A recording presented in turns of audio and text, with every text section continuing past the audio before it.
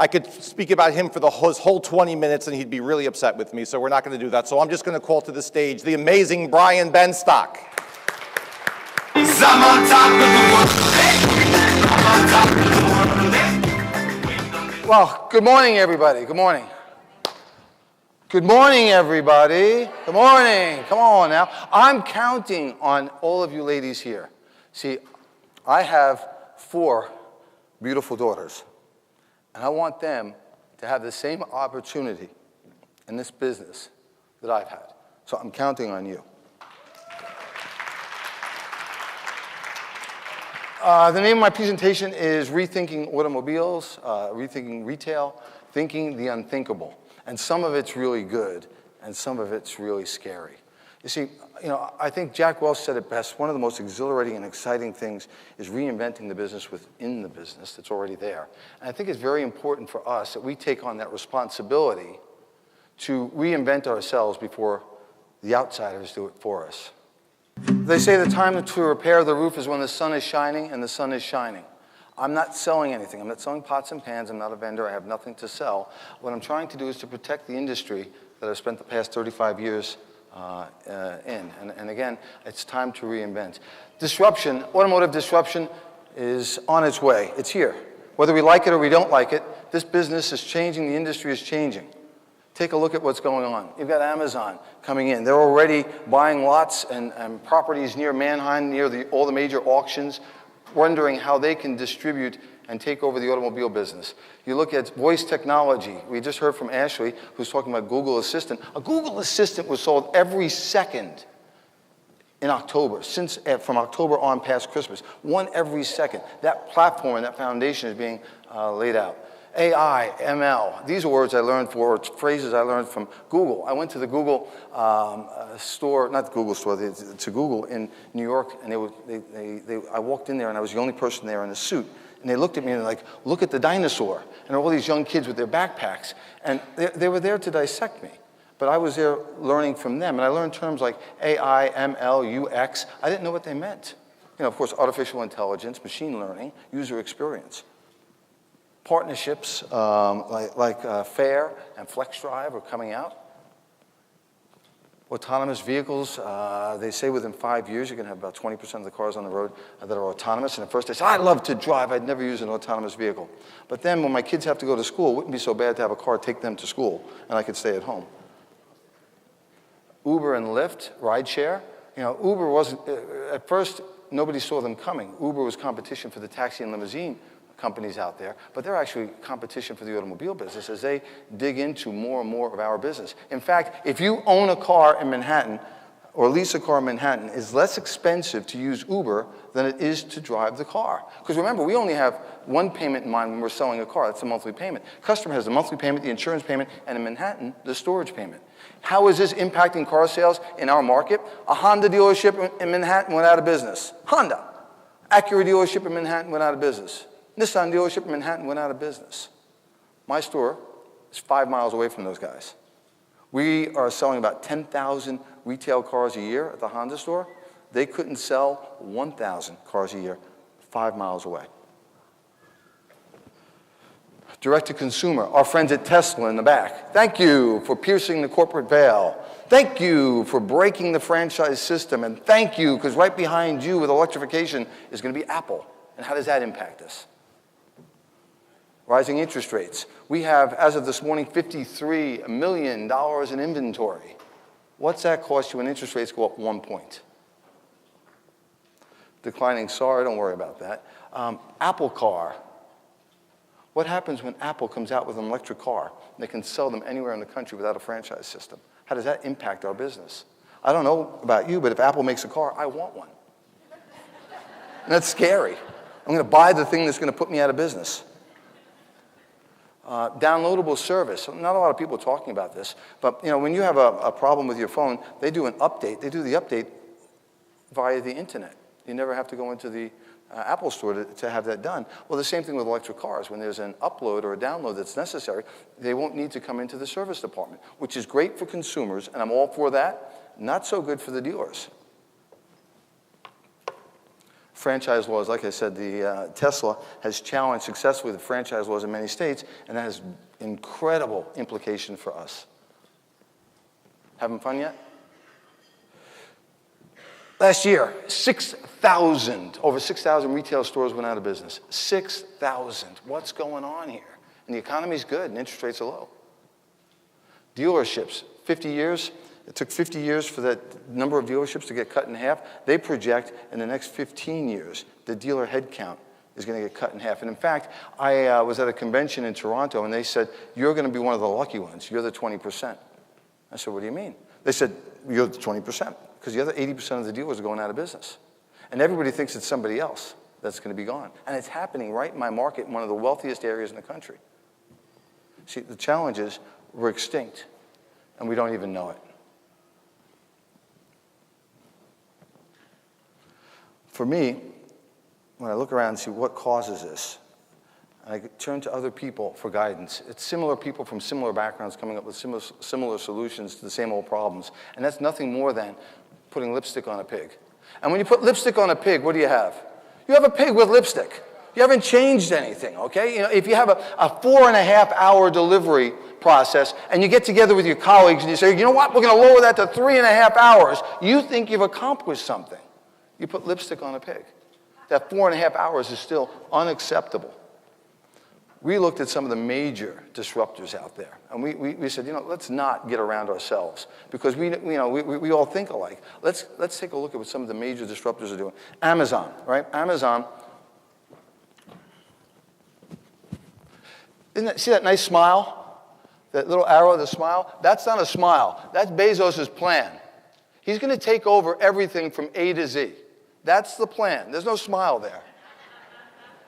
Uber provides more transportation than any other distributor of transportation, and they don't own a single car. Airbnb provides more beds at night for people. They don't own a bed. This is my dry cleaner, and this is the example I want to use. The dry cleaner, they pick up my clothes on Tuesday in the garage, and they drop off the fresh dry cleaning, and then they do the same thing on Friday. And why is that important? Why is that relevant? They're coming to me, they're picking up the clothes, and they're dropping off the other clothes. I don't know where they're located. I promise you, I've never been there. And it's irrelevant. It's irrelevant. I don't care if they have a nice facade or a lousy facade, good coffee, bad coffee. I don't need to know. They just take care of it 100% of the time. I can't tell you with any degree of certainty how much I'm paying to have a suit dry cleaned. I don't know. It's not relevant. In fact, if they burned a hole through a beautiful suit of mine, I would just ask that they replace the suit, and I'd keep doing business with them. They own me. How do we do the same thing? I'm not a statistician. I think there's a trend here. There might be a trend here. Amazon's up, what is that, 1,900% over the past 10 years. And these other retailers, Sears, well, we all know Sears is an old, come on, no. JCPenney, really? No.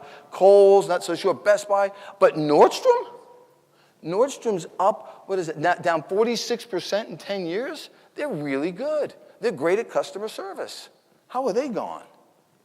Walmart's come up with a little bit of a plan, and we're following that plan to combat Amazon. When the biggest retailers in the country, the cornerstones of business, are not safe, are we, or any of us? You've got vendors in the back. When this game changes, you guys are all, you're out. They don't need you. Amazon's not going to ask TrueCar for advice. Amazon's not going to ask Dominion for advice. That's not how that works. Take a look at what happened to Kodak. Kodak, on the very day that they were filing for bankruptcy, this little company called Instagram was being purchased by Facebook for $1 billion. And they laughed at Facebook for spending $1 billion. Why didn't the 13,000 employees at Rochester working for Kodak come up with Instagram? Instead, two pimple-faced kids from California came up with Instagram, got $1 billion and cashed out. Now I heard it's worth about $28 billion. They asked the CEO of Kodak, what happened? How'd you screw it up? And he said, we effed up. Which is pretty good for a CEO to admit that. He said it was, transitioning to digital was like changing the fan belt on a moving motor, because they had the patent for digital in the late 80s. And in the late 80s, the person that was on, I'm going to call him the head of the digital committee, goes to the guys at Kodak and says, hey, I think we should put more resources here. And the Kodak guys said, hey, Bart, we make our money with film and with print. Are you going to be able to make more money with digital than we can make with film or paper? And, no, sir. And he walked out. But the right answer was, not yet. And we're having the same discussions now about online retailing. Are you going to make the same money online retailing an automobile that my dad and I made in the car, or in the car dealership? We have a 12-step process guaranteed to make us profit. Opening, investigation, selection, demonstration, verification, appraisal, close, TO. We've got this down. And the answer is not yet. Because what value is gross to a customer? Of course, customers don't care about your gross. You care about your gross. We care about our gross. The customers don't. We've got to do what's best for the customers. First off, and 5 minutes, I can't get this presentation done in 5 minutes. Changing the motor on it. We're talking about the disruption in the automobile business and get it done in 9 minutes. Okay, great. So we've come up with a plan. Our plan is to do two things. To sustain and strengthen our existing business model, right? To make it better than ever. There is no room for messing up right now. You've got to be on your game.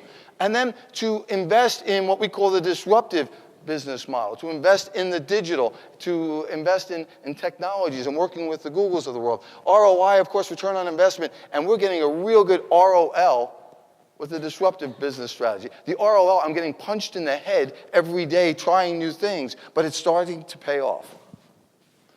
What it's going to take to change is the same thing it's going to take to change and to bring more women into automotive. It's going to take leadership, and to lead is to bleed. Okay? The first thing is, what's your vision? What's your vision for the future of automotive? What's the vision for the dealership? Once you've got that vision, then you've got to energize your team and say, hey guys, here's what we're going to do. And we set out with a goal, a simple goal. It's to double business in 24 months. To go from 10,274 cars to 20,000, whatever that is, 500 cars in 2 years. And the only way we know to do that is to take out the friction. The third ingredient there is to execute, to get the whole team energized and to execute on it. And that's the phase that we're in right now. Phase one, feed the beast. We've got a 20-step strategy for feeding the beast. I'm not going to go into that now. I want to talk to you about where we're going and what we're doing. What's the number one search engine? What's the number one search engine? Google! Okay, number two? YouTube, correct. Let's ask the question a little bit differently. What's the number one search engine for retail? Amazon, 2-to-1. So I went to a nice meeting in front of about 300 Googlers, and I told them, what's the number one search engine? They all did the same thing you did. And I went, no, it's not. It's Amazon. I'm in the retail business. And I said to them, I think the reason why Amazon's kicking your butt is because Google brings the customer to the product, and Amazon brings the product to the customer. Amazon brings the product to the customer. And I said, what if we did this? What if we took this simple nuance, and what if we brought our products, our goods, our services to the customer? Remember this chart. How do we disrupt? Deliberately disrupt yourself. Don't wait to be disrupted, because if you wait to be disrupted, it's too late. We partnered with Google, YouTube, and Waze, and we actually listened to what they said. We went to a Mountain View meeting, and the head of YouTube's, the YouTube division out there gave us a strategy for YouTube. And her name is Kelly McNerney, and I love Kelly. She's a beast. And Kelly sent me a text the other day. She goes, did you see your results on YouTube? I said, yeah. She goes, we want to do a case study. I said, of course you do. I said, why are you surprised? You articulated a strategy. We followed it, and we got a great result. Why are you surprised? She goes, because nobody listens. I said, okay. We did the same thing with Waze. We did the same thing with Waze. We have these ads. Have you heard of Waze? Oh, okay. We put these targeted ads, and when you drive anywhere near the dealership, you get served up with an ad. And the really cool thing about Waze, when you get served up with an ad and you click on it, we know that you clicked on it. More importantly, when you click on it and ask for directions to the dealership, we know about it. We had 1,800 people come to our dealership clicking on that ad. 1,800 people for $3,500. 1,800 people. You talk about attribution. That's 100% attribution. They saw an ad, they clicked, and they asked for directions, and then they showed up at the dealership. We can tell that they showed up because Waze took them there. It's pretty cool. Google Home is sold every second. Think of Facebook. What was the first thing that Facebook did? Zuckerberg wasn't trying to make money. The first thing he did was to try and get what? Users. Then once he got users, then what did he do? Monetize. So, you know, the voice technology that's out there today, what they're looking to do is to get users. And this young man over here, Julian, gave me this thing called an Amazon Alexa thing. And I thought my son was getting the Amazon Alexa. And I asked him, hey, Tarquin, did you order something and have it shipped to the dealership? And he said, no, Dad, I didn't. And I thought he was lying. So I said, okay, it's mine now. And I opened it up. I didn't know Julian had sent it to me. And I put it there. We set it up, and I said, gee, Alexa, I'd like to buy some coffee. And she said, okay, sure, what would you like? I said, like Starbucks Keurig cups. I said, okay, 40-pack, $19. Would you like to buy it? I said, yes. And it showed up the next day, a box of coffee. To me, that was profound. That was a frictionless transaction, 100% perfectly executed without human interaction. It was flawless. And I swear, anybody that knows me will know this is true. I had 60 boxes of coffee 2 weeks later. I was just and come here, look at this, look what happens. Look, Alexa, blah, blah, blah. And I mean, like Alexa's MFing me back. Come, really, you need more coffee? Come on, Alexa, play with me here a little bit. But I was learning, and I got the boxes stacked, and the boxes stacked, they were sourced, these 40 boxes were sourced from 12 or 13 different places. See, Amazon didn't care who got the business as long as that got delivered to the customer. Profound. It was profound. To me, it was profound. And that started us a little bit on our journey. Time is the new currency. You've got to move at the speed of the customer. The whole notion of having to come to a dealership for service is outdated. We're always looking for ways to do everything and anything that a customer would do at the dealership online. Hey Google, talk to Paragon Honda. Getting Paragon Honda service. This is Paragon Honda. Would you like to book an appointment for a car service? Yes. If our customers can do this without us, they will. Rather than be disrupted, if the customers can do it without us, they will. Keep that in mind. The future is frictionless. We've created what we call the store without walls. We don't think you need to come to the dealership. We think it's not important. We took a page out of Google's book. What are Google's hours? 24/7. What are our hours? 24/7. Imagine if you went on a Google search at 2 o'clock in the morning and Google said, hey, we're not open right now. Come try us in a couple hours. It'd be ridiculous. What's Google's telephone number? You don't have it, I don't have it, it doesn't exist. They made the solutions where you don't need to call or speak to somebody. We're trying to do the same thing. What we wanted to do is anywhere anyone accesses the internet 24 hours a day, 7 days a week, to be available to them. We want to put the internet and our dealership in everyone's pocket. We were looking at Manhattan, great city of Manhattan. The dealership closed, and we thought there was a real opportunity for us to do service. And we asked ourselves the question, where should we put pickup and delivery portals in Manhattan? And we came up with 4 places, and we were going to send trucks around. Then we asked ourselves a simple question. If Starbucks was going to open up a Starbucks in Manhattan, where would they put one? On every damn corner in the city. So we decided we're going to put Paragon service on every damn corner in the city. And this is what it looks like 8 months later. Everywhere you see a dot, and you can't see Manhattan, it's buried, is where we've picked up a customer's car, serviced it, and brought it back to them. 95% of the time, customers' car is sitting in their driveway. It's not being used, so why not make better use of that? Let me show you what the results look like financially. I got to skip it. Uber-like experience, boom, boom, boom, boom, boom, boom, boom. We made it seamless for customers to be able to get the whole service done on their phone, to sign on, to see the service that was done, to say, yes, I'd like this. And we stole a page right out of that guy Bezos' book. When we service your car and we do an oil change and you say yes, and you click yes, people who did this usually buy that. And they say yes. We didn't know that this was what was going to happen. We didn't know that we were going to be able to generate $2.2 million without the customer coming to the store in 8 months. $2.1 million without the customer coming to the store and giving them more convenience than they've ever had before. Now, you may think that the New York market was growing. Well, it really wasn't. If you take a look, we started this in April of last year. We were up 20%. The district for Honda was up 11%. So we grew it, and the nation was up 11%. We grew at double the rate. In June, we grew at 15 times the rate. In July, we grew at 13 times the rate. In August, 14 times the rate. In October, we were only up a half a point. And I was screaming at my service manager until I realized the rest of the nation was down double digits. We don't go online, we live online. It's an Apple store. We decided to, again, take a page out of the big box guys. This is what our internet BDC looks like. It looks very much like an Apple store. It's right in the main showroom. We don't need cars on the showroom floor. It's not necessary to have a car on the showroom floor. How long should it take you to buy a car? Hi, Rachel. I'd like to show you how to buy a car in 30 seconds or less. Great. Awesome. Start here. Awesome. Do you know what type of car you're looking for? I'm looking for an Accord sedan. Awesome. Let's give that a click. Okay. And which trim level? I'm looking for an EX. EX. All right, perfect. Let's scroll down to the EX section. Do you know which color you're looking for? I'd like to the black. Awesome. Let's give that a click.